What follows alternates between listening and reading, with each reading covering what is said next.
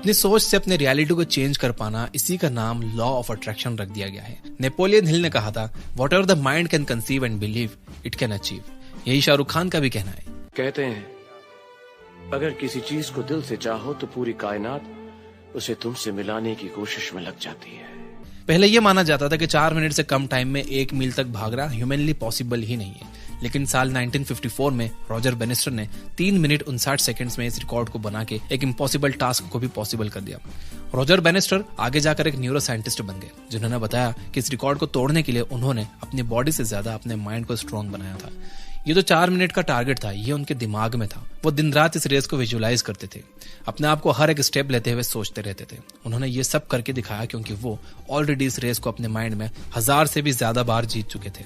आपका दिमाग एक मसल की तरह है, अगर आप उसे सही तरीके से ट्रेन करोगे तो आप अपनी रियलिटी को ट्रांसफॉर्म कर सकते हो। जैसे रॉजर ने अपनी रेस को दिमाग में जीत के रियलिटी में कन्वर्ट किया, वैसे ही आप भी अपने गोल्स को विजुअलाइज करके अचीव कर सकते हो। और सिर्फ विजुअलाइज ही नहीं करना है, अपने गोल्स को इस तरीके से सीरियसली लेना है जैसे आपकी अपनी जिंदगी इस पर ही डिपेंड करती हो। एग्जाम्पल के लिए इस वीडियो को ध्यान से देखो। दोस्तों, क्या आप इस आदमी को जानते हो? यह है एडी हॉल, जिन्होंने 500 किलो का वेट लिफ्ट करने का सबसे पहला वर्ल्ड रिकॉर्ड बनाया। आपने सही सुना, 500 kilo. Just for example, 500 kilo एक घोड़े का वेट होता है, एक भालू का वेट 500 किलो होता है, एक ट्रक का इंजन 500 किलो का होता है, 10 एवरेज इंडियंस का वेट 500 किलो का होता है, एक छोटी कार का वेट 500 किलो का होता है। ये वर्ल्ड रिकॉर्ड बनाने से पहले सभी डॉक्टर्स और साइंटिस्ट ने एडी को समझाया था कि 500 किलो का वेट उठाना इंसानों के लिए पॉसिबल ही नहीं है। आज तक कभी किसी ने यह रिकॉर्ड नहीं बनाया। आज तक का मैक्सिमम डेडलिफ्ट का रिकॉर्ड 465 kg है। इस पर सीधा 35 किलो बढ़ाना बिल्कुल हो ही नहीं सकता, पर एडी हॉल ने यह कर दिखाया। और ये सब हुआ कैसे? इसका जवाब एडी से खुद सुनो। I wasn't lifting 500 kilo off the floor. I was lifting a car off of my kids. And that's the only way I was able to do that lift. I had to train my brain to put myself in this scenario. It was such a hard thing to do. Eddie Hall ने visualise किया कि वो weight plates नहीं उठा रहे, वो अपने बच्चों के ऊपर चढ़ी हुई कार को उठा रहे हैं। आप जैसा सोचोगे, जैसा विजुअलाइज करोगे, आपके थॉट्स और एक्शंस उसी डायरेक्शन में अलाइन हो जाएंगे। साइंस भी मानता है कि आपका माइंडसेट डिसाइड करता है कि आप किसी चीज को पॉसिबल मानते हो या इम्पॉसिबल। और ये 2 माइंडसेट्स होते हैं जो आपकी लाइफ की पूरी स्टोरी को शेप करते हैं, फिक्स्ड माइंडसेट और ग्रोथ माइंडसेट। आइए देखते हैं fixed mindset. Psychologist Carol Dweck के अकॉर्डिंग ज्यादातर लोगों का एक कोर बिलीफ होता है, वो ये कि everyone has a set amount of intelligence. मतलब जो भी आपके पास दिमाग और टैलेंट है वो एक फिक्स्ड लेवल तक ही लिमिटेड है। तभी आप किसी 10-12 हजार कमाने वाले इंसान को जाके कहो कि वो महीने का 1 करोड़ भी कमा सकता है, तो वो कभी इस बात पर यकीन ही नहीं कर पाएगा। उसके अकॉर्डिंग उसकी इंटेलिजेंस और कैपेबिलिटी की लिमिट 40-50 हजार तक की ही है। अब जो इंसान अपने दिमाग में ही मैक्सिमम कैपेसिटी 50 हजार की बना के बैठा है, उसे कभी 1 करोड़ के सपने भी नहीं आएंगे। कैरल ड्वेक सोचने के इस तरीके को फिक्स्ड माइंडसेट कहती है। अगर आपका फिक्स्ड माइंडसेट है और आपको लगता है कि लाइफ एक पोकर गेम की तरह है जहां पर आपको फिक्स्ड कार्ड्स ही मिलते हैं जिन्हें चेंज नहीं किया जा सकता और आप उनके साथ फंसे हुए हो, अगर स्कूल में आपके मार्क्स अच्छा आए और पेरेंट्स ने आपको तारीफ की तो आपको लगने लगता है कि आपके हाथों 2 इक्के लग गए, मतलब आप स्मार्ट और टैलेंटेड हो। लेकिन जैसे जैसे आप बड़े होते हो, स्कूल में कंपटीशन फेस करते हो, टेस्ट में मिस्टेक्स करते हो और चैलेंजिंग सिचुएशन का सामना करते हो, आपको लगता है कि शायद आपके कार्ड्स उतने अच्छे नहीं है जितने पहले लगता था। स्मार्ट और टैलेंटेड होने का इल्यूजन बनाए रखने के लिए आप उन चीजों का अवॉइड करने लगते हो जहां आप फेल हो सकते हो। जब काम मुश्किल लगता है आप इंटरेस्ट लूज करते हो और दिखावा करते हो कि आपको फर्क नहीं पड़ता। आप सिर्फ इजी टास्क करते हो ताकि लोग आपकी फुल एबिलिटी को जज ना कर सकें। कैरल ड्वेक ने अपनी रिसर्च में यही पैटर्न बार बार देखा। एक स्टडी में उन्होंने 5th ग्रेडर्स को पजल सॉल्व करने के लिए दिए। पहले पजल उनके लेवल के थे और सभी बच्चे एंजॉय कर रहे थे, लेकिन जैसे ही पजल्स डिफिकल्ट हुए, वो बच्चे जिन्होंने पहले अपनी पजल सॉल्विंग एबिलिटी के लिए गिफ्टेड और टैलेंटेड होने का बिलीफ डेवलप किया था, उनका इंटरेस्ट और एफर्ट गिर गया। कैरल ने जब ये फिक्स माइंडसेट वाले बच्चों से पूछा कि क्या तुम ये चैलेंजिंग पजल घर ले जाओगे और प्रैक्टिस करोगे, बच्चों ने बहाना बनाया, इट्स ओके, आप रख लो, हमारे पास ऑलरेडी ये पजल्स हैं। लेकिन कैरल ने एक दूसरे ग्रुप के बच्चों का डिफरेंट बिहेवियर नोटिस किया। वो बच्चे चैलेंजेस से नहीं डरे, इनफैक्ट उन्होंने पजल्स को अपनी इंटेलिजेंस ग्रो करने की एक अपॉर्चुनिटी समझा। गलतियां होने के बावजूद भी उन्होंने इंटरेस्ट और एफर्ट मेंटेन किया। एक बच्चा इतना एक्साइटेड था कि उसने कैरल से पजल्स के नेम्स लिखने की रिक्वेस्ट की ताकि मैं घर जाकर और पजल्स खरीद सकूं। ये वो बच्चे थे जिन्होंने ग्रोथ माइंडसेट डेवलप किया था।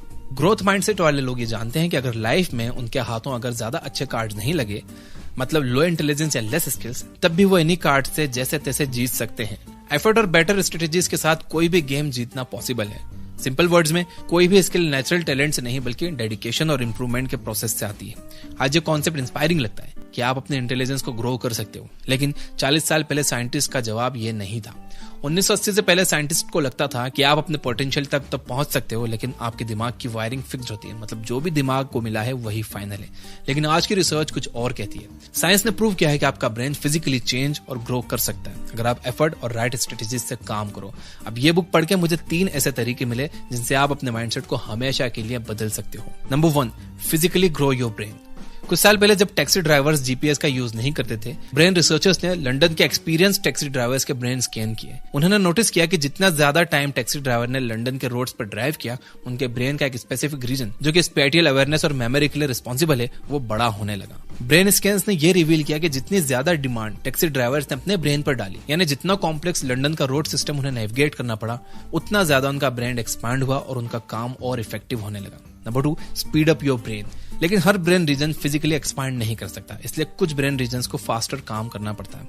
यह प्रोसेस कहलाती है माइलिनेशन। जब आप इंटेंसली फोकस करते हो और एक स्पेसिफिक स्किल को कंसिस्टेंटली प्रैक्टिस करते हो, आपके ब्रेन सेल्स पर एक वाइट कोटिंग यानी कि माइलिन बनने लगता है। ये इंसुलेशन की तरह काम करता है, बिल्कुल कॉपर वायर्स की प्लास्टिक कोटिंग के जैसे, जो इलेक्ट्रिक सिग्नल्स को फास्ट और क्लियर बनाती है। एक ब्रेन सर्किट जो माइलिन से कवर है, वो 10x फास्टर इन्फॉर्मेशन ट्रांसमिट करता है कंपेयर टू एक ब्रेन सर्किट जो माइलिन के बिना है। Number 3, rewire your brain.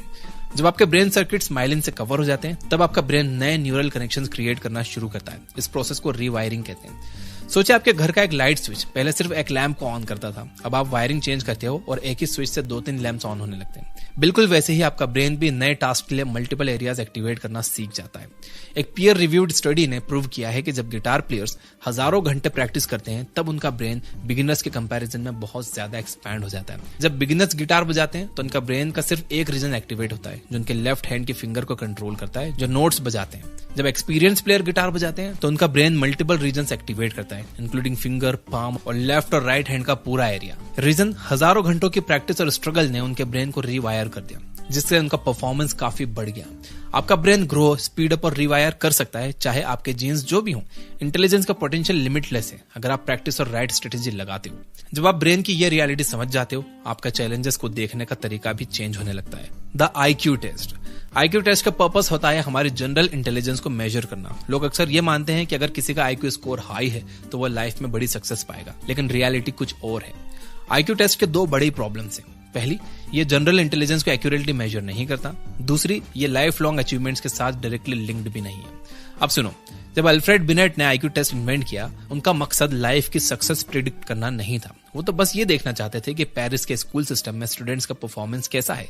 अगर किसी बच्चे का IQ स्कोर लो आता है, इसका मतलब ये था कि स्कूल को अपने टीचिंग मेथड को चेंज करना चाहिए, बच्चे को नहीं।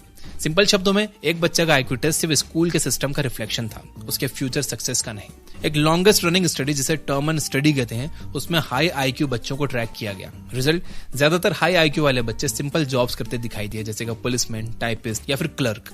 तो ये बात समझो कि इंटेलिजेंस और अचीवमेंट का आपस में इतना खास कनेक्शन नहीं है जितना आपको लगता है, क्योंकि बाद की रिसर्च ये प्रूव करती है कि लाइफ में सक्सेस का असली फॉर्मूला है क्लियर गोल सेट करना और उन पर टिके रहना, सेल्फ कॉन्फिडेंस बिल्ड करना और परसिस्टेंट रहना। अब सबसे अच्छी बात, ये स्किल्स सीखी जा सकती है। जब भी आप किसी को अपने हाई IQ का दिखावा करते हुए देखो तो खुद को कम मत समझना। हो सकता है कि उनका स्कूल सिस्टम अपर हैंड हो, लेकिन अगर आप गोल ओरिएंटेड हो, सेल्फ कॉन्फिडेंट हो, परसिस्टेंट हो, तो आप लॉन्ग रन में उनसे बहुत आगे निकल जाओगे। The real story. क्या आपको पता है कि दुनिया के ग्रेटेस्ट आर्टिस्ट जैक्सन पुलॉक को आर्ट एक्सपर्ट्स ने कभी टैलेंटलेस और अनइम्प्रेसिव बोला था। उन्होंने कहा था कि पुलॉक में नेचुरल टैलेंट की कमी है और वो सक्सेसफुल आर्टिस्ट कभी नहीं बन सकते। लेकिन फिर भी पुलॉक आगे चलकर 20th सेंचुरी के बेस्ट पेंटर्स में से एक कैसे बन गए? जवाब है परसिस्टेंस। जब लोग उनके आर्ट का मजाक उड़ा रहे थे, तब भी वो पेंटिंग करते रहे। इतने परसिस्टेंट कि उन्होंने ग्रेट आर्ट टीचर्स का अटेंशन पाया और सीखने का डेडिकेशन दिखाया। सालों तक स्ट्रगल और प्रैक्टिस के बाद पुलॉक वर्ल्ड फेमस आर्टिस्ट बन गए। लोग अक्सर सोचते हैं कि मोजार्ट एक नेचुरली गिफ्टेड पियानो प्लेयर थे, लेकिन क्या आपको पता है कि 4 साल की उम्र तक मोजार्ट ने इतना पियानो बजाया कि उनके हाथ डिफॉर्म होने लगे थे। उनके फादर एक एक्सपर्ट पियानिस्ट और स्ट्रिक्ट टीचर थे, जिन्होंने मोजार्ट को डिसिप्लिन और डेडिकेशन के साथ प्रैक्टिस करवाई। तो जब भी आप किसी को नेचुरली गिफ्टेड बोलते सुनो, तो उनकी रियल स्टोरी के पीछे का स्ट्रगल समझने की कोशिश करो। हर गिफ्टेड इंसान के पीछे हजारों घंटों की प्रैक्टिस और स्ट्रगल होती है। सक्सेस कभी भी एक मैजिक ट्रिक नहीं होती, वो हार्ड वर्क और परसिस्टेंस का एक रिजल्ट होती है। Past growth. एक ग्रोथ माइंडसेट अडॉप्ट करने के लिए सबसे पावरफुल टेक्निक है अपने पास्ट स्ट्रगल्स पर रिफ्लेक्ट करना। सोचिए अपनी लाइफ का कोई ऐसा मोमेंट जब आपको लगा कि आप कभी इंप्रूव नहीं कर सकोगे, लेकिन आपने किसी तरह सीख लिया। शायद स्कूल में कोई सब्जेक्ट या स्पोर्ट था जहां आप इनिशियली स्ट्रगल करते थे, लेकिन धीरे धीरे आप समझने लगे और टैलेंटेड लगने लगे। या फिर अपने अर्ली स्कूल एक्सपीरियंसेस को याद करो जब आप सोशली ऑकवर्ड फील करते थे। सोचिए कि कैसे आपने करेज और स्किल्स डेवलप की और दोस्ती करना सीख ली। एक पर्सनल एग्जांपल की बात करूं तो स्कूल के दिनों में मैं मैथ्स में बहुत वीक था। अलजेब्रा और ज्योमेट्री मुझे कभी समझ नहीं आते थे और टेस्ट के टाइम मेरा कॉन्फिडेंस बिल्कुल जीरो हो जाता था। लेकिन ये रातों रात जादू से चेंज नहीं हुआ। मैं डेली प्रैक्टिस करने लगा और जब तक सॉल्व नहीं होता था तब तक मैं उसे छोड़ता नहीं था। मैं अपने टीचर से एक्स्ट्रा हेल्प लेता और मिस्टेक्स को एनालाइज करता। शुरुआत में गलतियां बहुत होती थी, लेकिन धीरे धीरे कॉन्सेप्ट्स क्लियर होने लगे। आज मैं उस फेज को याद करता हूं तो मैं ये समझता हूं कि कोई भी स्किल इम्पॉसिबल नहीं होती, चाहे स्टार्टिंग में कितनी भी टफ क्यों ना लगे। रेगुलर प्रैक्टिस और कंसिस्टेंसी से सब कुछ अचीव किया जा सकता है। तो 5 मिनट निकालो, अपनी लाइफ के 2-3 ऐसे मोमेंट्स लिखो जब आपको लगा कि आप सक्सेसफुल नहीं हो सकोगे, लेकिन आपने किसी तरह इंप्रूव किया। नेक्स्ट टाइम जब आप न्यू चैलेंजेस अवॉइड करने लगो और फिक्स माइंडसेट का साइन दिखाओ, तो अपनी लिस्ट को देखो और अपने ग्रोथ माइंडसेट को रिन्यू करो। The proper way to praise. कुछ साल पहले एक स्ट्रगलिंग मां ने कैरल ड्वेक से अपने 10 साल के बेटे के बिहेवियर के बारे में बात की। उनका बेटा स्कूल टेस्ट में कंसिस्टेंटली 99% स्कोर करता था, लेकिन फिर भी उसे लगता था कि उसकी कोई वर्थ नहीं है। उसने कहा कि मेरे हस्बैंड हमेशा उसे स्मार्ट होने की तारीफ करते हैं, लेकिन मैं नोटिस कर रही हूँ कि ये उसके लिए प्रॉब्लम बन गया है। मेरा बेटा स्कूल में इजीली टॉप करता है, लेकिन जब भी कोई डिफिकल्ट प्रोजेक्ट या चैलेंजिंग टास्क सामने आता है तो वो उसे करना नहीं चाहता। उसे लगता है कि अगर उसने डिफिकल्ट टास्क में ट्राई किया और फेल हो गया तो लोग उसे स्मार्ट नहीं समझेंगे। वो अपनी एबिलिटी को ओवर एस्टिमेट करता है और प्रिटेंड करता है कि वो सबसे बेटर परफॉर्म कर सकता है, लेकिन एक्चुअल में कभी अटेम्प्ट ही नहीं करता, क्योंकि उसे डर लगता है कि अगर फेल हुआ तो उसका कॉन्फिडेंस टूट जाएगा। तो कैरल ड्वेक ने रिसर्च से ये प्रूव किया है कि पेरेंट्स का स्मार्ट और टैलेंटेड होने की तारीफ करना बच्चों के सेल्फ एस्टीम को डैमेज कर सकता है। वो कहती हैं कि बच्चों को तारीफ पसंद है, स्पेशली जब उन्हें इंटेलिजेंट और टैलेंटेड बोला जाए। ये उन्हें एक स्पेशल फीलिंग देता है, लेकिन बहुत ही कम टाइम के लिए। जैसे ही उनको कोई मुश्किल काम फेस करना पड़ता है, उनका कॉन्फिडेंस इंस्टेंटली गिर जाता है और उनकी मोटिवेशन जीरो हो जाती है। लेकिन रिसर्च ये भी कहती है कि अगर बच्चों को उनकी मेहनत और डेडिकेशन के लिए तारीफ की जाए तो उनका फेलियर का डर कम हो जाता है। नए चैलेंजेस फेस करते वक्त भी उनका इंटरेस्ट और एफर्ट हाई बना रहता है, जिससे उनका कॉन्फिडेंस और सेल्फ एस्टीम नेचुरली इंप्रूव होता है। तो बच्चों को उनके अचीवमेंट के लिए तारीफ करते वक्त कभी भी स्मार्ट, टैलेंटेड और गिफ्टेड जैसे लेबल्स का यूज मत करो। ये बद्दुआ की तरह काम करते हैं जो बच्चों के दिमाग पर नेगेटिव इंपैक्ट डालते हैं। उसके बदले उनकी मेहनत और डेडिकेशन को अप्रिशिएट करो कि मुझे तुम्हारा डेडिकेशन और मेहनत बहुत पसंद आई। तुमने अपना होमवर्क कितने फोकस के साथ कंप्लीट किया, ये मुझे बहुत पसंद है। मेहनत पर बेस्ड तारीफ उन्हें कंसिस्टेंट बनाती है और नए चैलेंजेस फेस करने के लिए मेंटली स्ट्रांग करती है। अब आप शायद सोच रहे होंगे कि अगर मैं ग्रोथ माइंडसेट को अडॉप्ट कर लूं तो क्या मैं अपनी एबिलिटीज को ओवर एस्टिमेट करने लगूंगा? कहीं मैं अपनी लिमिट्स भूलकर अनरियलिस्टिक एक्सपेक्टेशंस तो नहीं रखूंगा? बिल्कुल नहीं। रिसर्च ये कहती है कि ग्रोथ माइंडसेट अडॉप्ट करने वाले लोग अपनी करंट एबिलिटीज को फिक्स्ड माइंडसेट वाले लोगों के कंपैरिजन में बेटर समझते हैं। कैरल ड्वेक कहती हैं कि अगर आपके पास ग्रोथ माइंडसेट है तो आप अपनी करंट एबिलिटीज को ऑनेस्टली देखने के लिए ओपन रहते हो, इवन अगर वो अनकंफर्टेबल या नेगेटिव भी हो। लेकिन अगर आप फिक्स्ड माइंडसेट वाले हो तो आपको सिर्फ 2 चीजें दिखाई देती हैं, या तो पॉजिटिव फीडबैक जो आपको अच्छा लगता है, या फिर नेगेटिव फीडबैक जो आप अवॉइड करते हो। ऐसे में आपकी रियलिटी धुंधली होने लगती है। कभी आप अपने स्ट्रेंथ्स को ओवरहाइप करते हो तो कभी फेलियर्स का ब्लेम किसी और चीज पर डाल देते हो। धीरे धीरे आप खुद को प्रॉपरली समझना बंद कर देते हो। तो अगर कोई फिक्स्ड माइंडसेट वाला इंसान आपसे कहे कि तुम ओवर स्मार्ट बन रहे हो या तुम अनरियलिस्टिक सोच रहे हो, तो खुद पर डाउट मत करना। ये याद रखना कि ग्रोथ माइंडसेट के साथ ह्यूमिलिटी और लर्निंग एटीट्यूड आपको रियलिटी पहचानना सिखाता है, जब फिक्स्ड माइंडसेट वाले लोगों के लिए समझ पाना ऑलमोस्ट इम्पॉसिबल है। तो दोस्तों, ये बातें मैंने आपको बताई हैं कैरल ड्वेक की बुक माइंडसेट से। आप ये याद रखिए कि आपका माइंडसेट आपकी रियलिटी को शेप करता है। रॉजर बैनिस्टर और एडी हॉल जैसे एग्जांपल्स दिखाते हैं कि इम्पॉसिबल को पॉसिबल कैसे बनाते हैं, विजुअलाइजेशन और पर्सिस्टेंट एफर्ट के जरिए। कैरल ड्वेक की रिसर्च कहती है कि फिक्स्ड माइंडसेट वाले लोग लिमिट्स एक्सेप्ट करते हैं, जबकि ग्रोथ माइंडसेट अडॉप्ट करने वाले लोग अपने एफर्ट्स और स्ट्रेटेजीज के जरिए अपने पोटेंशियल को एक्सपैंड करते हैं। सक्सेस का राज एक कंसिस्टेंट प्रैक्टिस, डेडिकेशन और एक पॉजिटिव माइंडसेट जो चैलेंजेस को ग्रोथ का मौका समझता है। माइंडसेट एक पावरफुल टूल है जो आपकी लाइफ को ट्रांसफॉर्म कर सकता है। अब यह आप पर डिपेंड करता है कि आप अपने थॉट्स और एक्शंस को कैसे अलाइन करते हो। सक्सेस का फॉर्मूला सिंपल है, विजुअलाइज करो, मेहनत करो और कंसिस्टेंटली अपने गोल्स के पीछे लगे रहो। आपकी रियलिटी बदलने का कंट्रोल सिर्फ आपके हाथ में है। अगर ये बातें आपको मोटिवेट कर रही हैं तो इस वीडियो को लाइक जरूर करो और इसे सभी के साथ शेयर जरूर करना। इस किताब की डिटेल्ड समरी सुनने के लिए ये बुक ऐप डाउनलोड कर लो, जहां पर आप फ्री में इस किताब की समरी सुन सकते हो। Finally, you guys are amazing. Keep reading, keep learning, keep growing. Thank you for watching.